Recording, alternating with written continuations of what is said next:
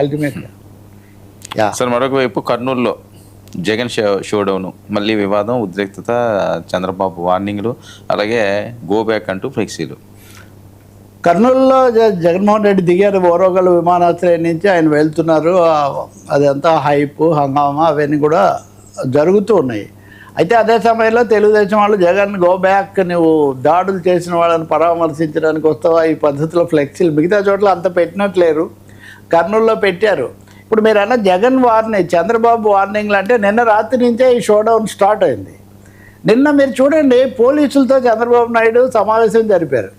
Police స్టోరీలు, పోలీసులు కొంతమంది కుట్రలు చేస్తున్నారు లాంటి స్టోరీస్ వస్తున్న నేపథ్యంలో, లాకప్ డెత్లు, యాక్సిడెంట్లు కూడా రాజకీయాలు అవుతున్న నేపథ్యంలో ముఖ్యమంత్రి ఉన్నతాధికారులతో సమావేశం అయ్యారు. ఆయన అయ్యి అనేక కీలకమైన ఇది ఇచ్చారు. ఏమని, పరామర్శల పేరుతో రోడ్ల మీదకి వచ్చి వీరంగం తొక్కే వాళ్ళు, వాళ్ళ రాజకీయాలు ఏమైనా మీరు ఉపేక్షించకండి అని, అంటే ముందస్తుగానే ఒక హెచ్చరిక, ఒక చేసినట్టుగా, ఒక ఇన్స్ట్రక్షన్ ఇచ్చినట్టుగా మనం భావించవచ్చు. అంటే ఇప్పుడు జగన్ పొద్దునే వెళ్తారని తెలిసిన విషయమే, అక్కడ జరుగుతుంది ఊహిస్తారు కదా.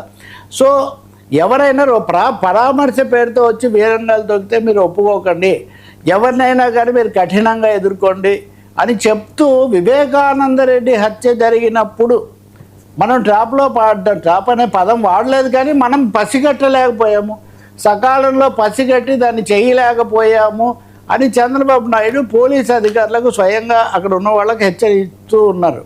అదే సమయంలో జగన్మోహన్ రెడ్డి తన తాడేపల్లి భవన బీళ్లలో ఏమన్నా కార్యాలయంలో మాట్లాడుతూ ఆయన ఏమంటున్నారు, వెన్నుపోటు పార్టీ, అంటే ఇది గొడ్డలి పార్టీ, వెన్నుపోటు పార్టీల మధ్యలో ఒక యుద్ధంలాగా తయారైంది ఆంధ్రప్రదేశ్ రాజకీయం.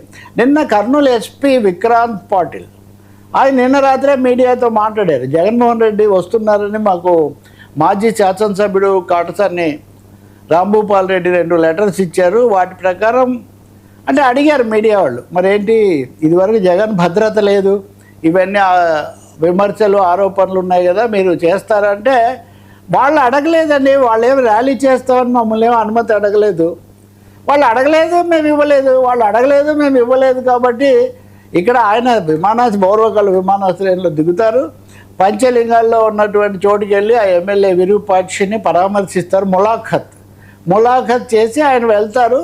కాబట్టి దానికి తగినట్టు మేము చర్య తీసుకున్నామని, అంటే చాలా స్పష్టంగా వీళ్ళ ప్రశ్నలు, వాళ్ళ సమాధానాలు బట్టి తెలిసేది ఏంటంటే పెద్ద పోలీసు బలగము లేదా పెద్ద పోలీసుని దింపడం అయితే అవసరం ఉండదు. ఎందుకంటే వాళ్ళు అడగలేదు కదా, ఈయన ఇక్కడికి వస్తారు, అక్కడికి వెళ్తారని.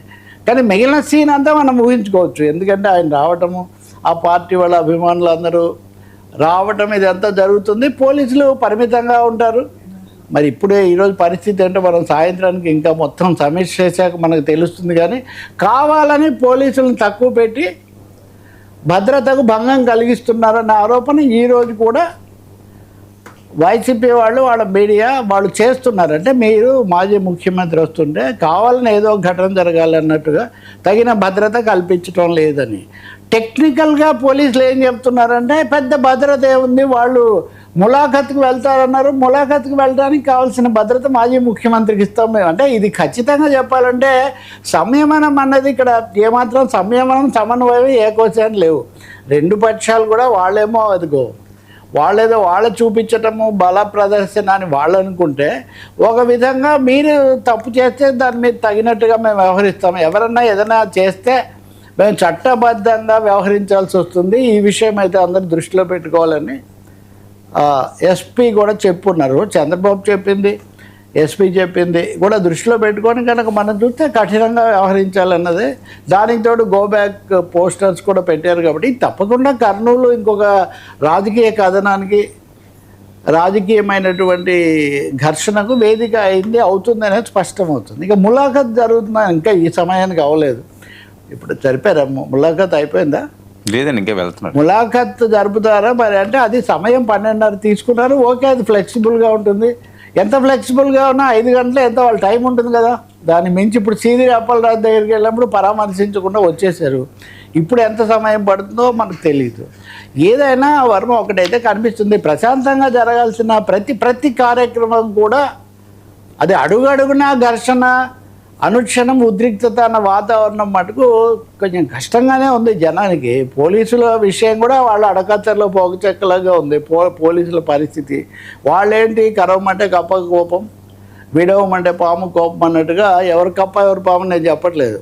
ఇక్కడ సమస్య అంతా ప్రజాస్వామ్య పద్ధతుల ప్రకారం రాజకీయ కార్యక్రమాలు, భద్రత, ప్రజల భద్రత చూసుకోవడం చాలా ముఖ్యం. కానీ ప్రతిదీ కూడా ఒక దీనిలాగా అసలు విరూపాక్షని ఆయన అరెస్టే ఒక వివాదం. ఎందుకంటే దళితుల మీద దాడి చేశారు ఆయన అంటే, మా వాడి మీద దాడి చేస్తుంటే కాపాడడానికి ఆ ఫిర్యాదు అందుకొని నేను వెళ్ళాను, నా మీద కేసు పెట్టారు, దాడి చేసిన వాళ్ళ మీద పెట్టలేదని వాళ్ళు అంటారు.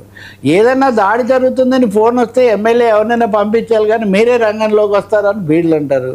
దీన్ని ఎవరు ఎప్పటికీ వాళ్ళ మనోభావాలను బట్టి వాళ్ళు చెప్పడం తప్ప ఇదమిద్దంగా ఇదని మనం చెప్పగలిగింది ఒకటే, సమతుల్య సమయమైనా పాటించాల్సి ఉంటుంది. కొన్ని ప్రజాస్వామ్య పద్ధతులు, రాజకీయ పద్ధతులు. రెండవది ప్రతి చోట ఒకటే ప్రతిదాన్ని ఒక హైప్ కోసం ఇంకో దానికోసం ఉపయోగించడం కానీ, లేదా ప్రతిదాన్ని కూడా ఇది ఇప్పుడు వీరంగం కింద భావించి చర్యలు తీసేసుకోండి పోలీసులు అన్నది కానీ ఏం జరగకూడదు. అవాంఛనీయంగా ఇది ప్రశాంతంగా ముగుస్తుందని మనం కోరుకోవాలి. మూడవది ఆయన చెప్పినట్టుగా కనీసం ఇక్కడైనా కానీ ఆ ఎమ్మెల్యే ములాఖాత్ ఇచ్చిన సమయానికి వెళ్ళి చేరి ఆయన పరామర్శించి వస్తే అంతవరకు అవుతుంది. అయితే దాని మీద కూడా విమర్శ ఉంది. మంత్రి సత్యకుమార్ ఈరోజు నిన్న ఒక ప్రకటన చేశారు, నేరస్తులను పరామర్శించడమే ఈయన పనిగా పెట్టుకున్నారు, నేరస్థ నేతలను పరామర్శించడం కోసమే వస్తున్నారని. కాబట్టి ఏ విధంగా చూసినా వివాదము, ఉద్రిక్తత తప్ప ఇక్కడ ప్రశాంతత, సాధారణ పరిస్థితులు అన్నవైతే కనిపించేటట్టుగా లేవు. ఇంకా చంద్రబాబు నిన్న వార్నింగ్స్ ఇచ్చారు, బాగానే ఉంది. ఇప్పుడు లాకప్ డెత్స్ లాంటివి జరిగాయి కదా, ఘోరమైన ప్రమాదాలు కూడా జరిగాయి కదా, పోలీసుల మీద కూడా చాలా ఆరోపణలు వచ్చాయి కదా. ఇవన్నీ బయటికి చెప్పకపోవచ్చు, కాన్ఫిడెన్షియల్ థింగ్స్ కాబట్టి. కానీ చక్కదిద్దుకోవాల్సిన అవసరం మాత్రం ఉంది. లేకపోతే ఏంటంటే ప్రజలకు రాజకీయ పార్టీలు ఎలా అయినా తంటాలు పడతాయి, లేకపోతే వాటి రాజకీయాలు అవి చేస్తాయి. కానీ సామాన్య ప్రజలకు సంబంధించినంత వరకు ఇది ఒక అకారణమైన ఉద్రిక్తతకు వాళ్ళు గురవుతున్న పరిస్థితి ఎదురవుతోంది. దాని గురించి చూడండి.